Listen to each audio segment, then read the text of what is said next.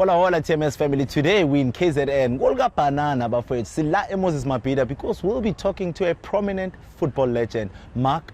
We're bringing you the Legends Corner here at TMS. Let's go check it out.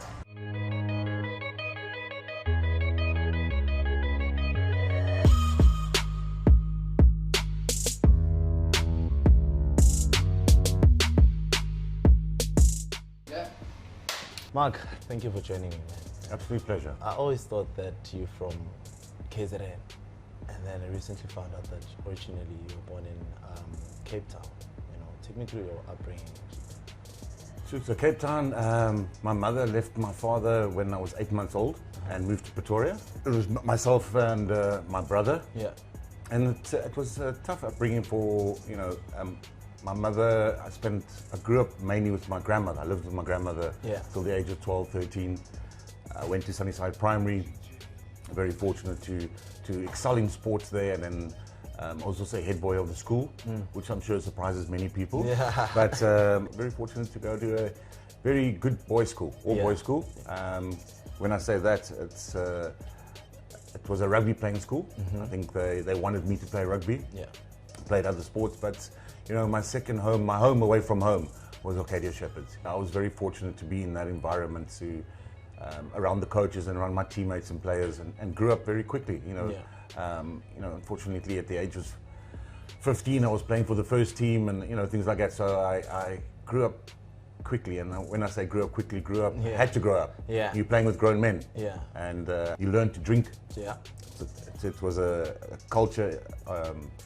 Growing up, I think when people look and listen to my story, or whatever they read, don't always believe everything you read. I think that I can remember I only bunked school once in high school. Going to training, probably, right? No, it's actually completely different. My best mate, he had a little mini, and we went to warm baths for the day. That's the only time I've ever. From Pretoria. From Pretoria. Yeah, school. I had good memories of school. Yeah.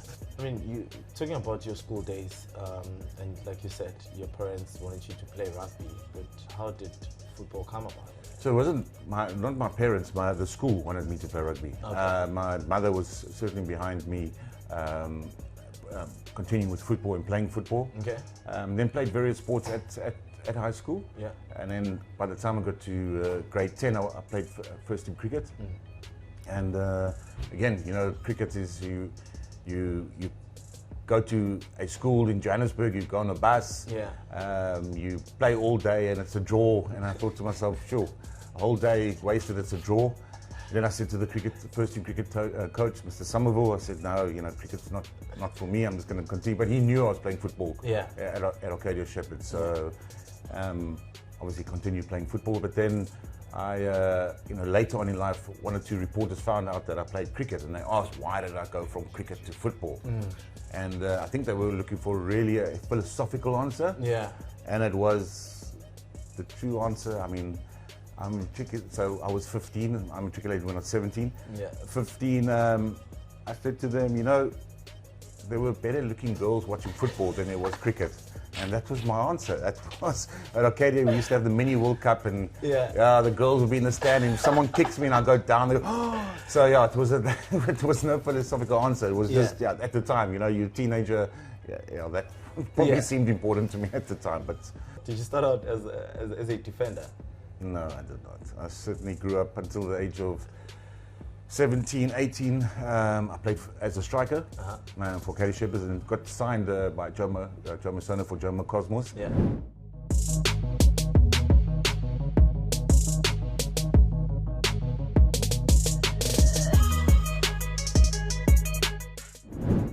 The rest is history.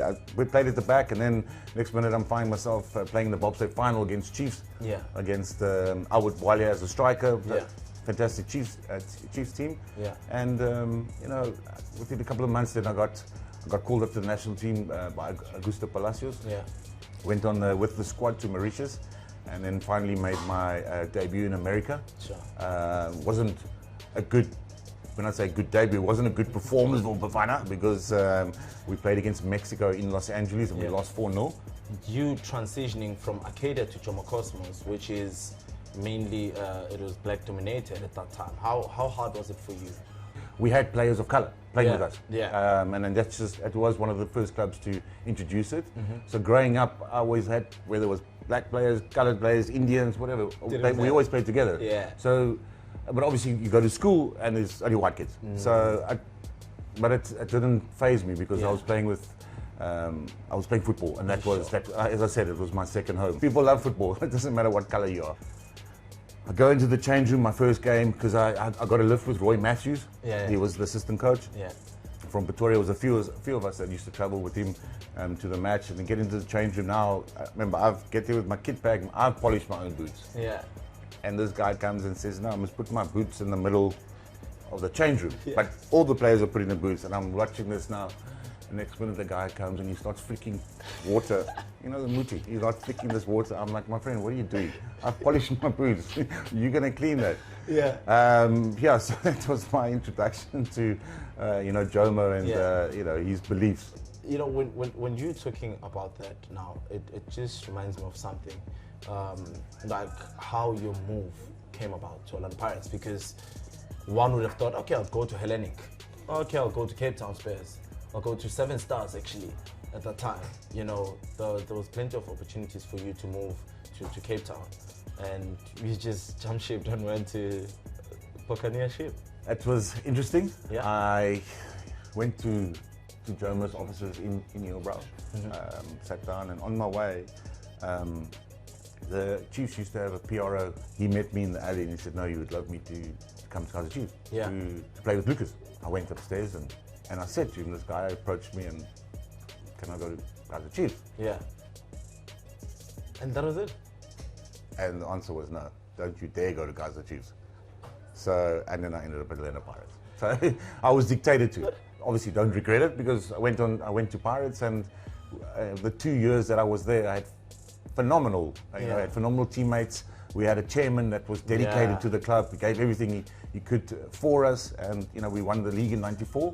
And then in '95 we went on to win the African Champions League, which was a phenomenal experience. And to this date, for me, as an individual, it surpasses winning the AFCON. Yeah, it was an incredible journey. Exciting, interesting, but I'll park this because I want to take a walk. I want to stretch my feet, and I want to see if you still have it in you, the capacity. So let's just take a walk while we continue with this journey. Okay. Sure.